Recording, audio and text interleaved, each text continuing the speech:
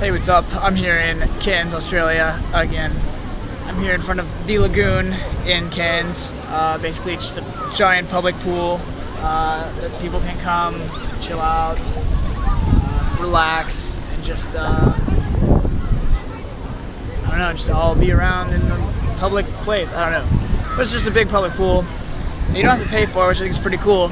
But considering the ocean over there, apparently you're not supposed to go into that because it has some kind of spore happening at this season or something. There's I don't know if it's a coral or some kind of organism spores at this time of year, and it makes it so that if you go in it, you get this crazy rash, and it's pretty gnarly. So don't go in there. Go in here. It's the lagoon. Haha. Also, it looks much prettier. Yeah, it's all mud and stuff over there. But yeah, there's still a lot of great things about Cairns. But today, what I wanted to talk to you about is the contrast between the form and the formless.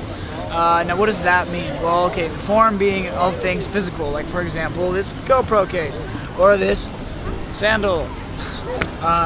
These are all things in form. The body is something that's in form. It's completely full. It has form in all its entirety, and it is what it is. It's what we think of as solid objects, tangible objects. Now the formless, intangible objects is kind of, it's, in this scenario, it would be the space inside the case of the GoPro. You couldn't have the case of the GoPro without the space inside it, because it would just be a block of, plastic. And even then, you couldn't have a block of plastic without the negative space of everything around it, which is like the air. And I forget how I got into this tangent. I think it had something to do with masculine and feminine energies, and how that's extremely crucial to like the world. Basically, it's a yin-yang thing, but I just want to say it in like a different way. Yeah, masculine and feminine energies. You see it all over the place.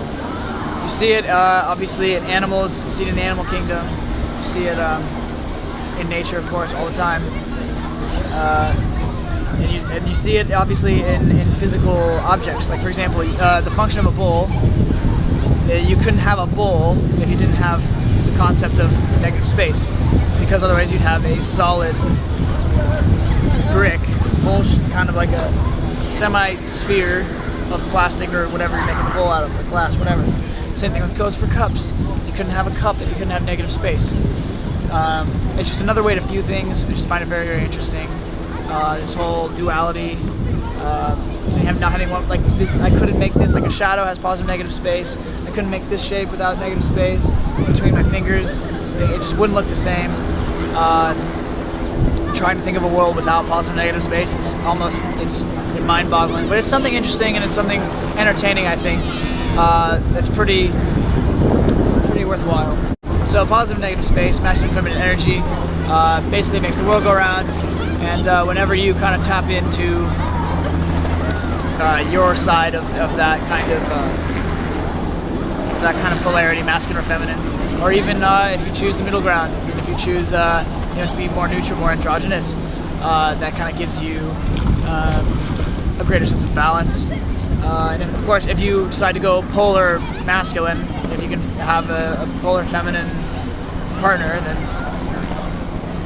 good on you. Then you're probably more likely to feel that kind of balance too. So just another thing to think about: positive and negative space, form, the realm of the form and the realm of the formless. You can't really have one without the other. So many helicopters in today, but yeah, coming up on my last couple days in Cairns, and yeah, you'll hear from me soon.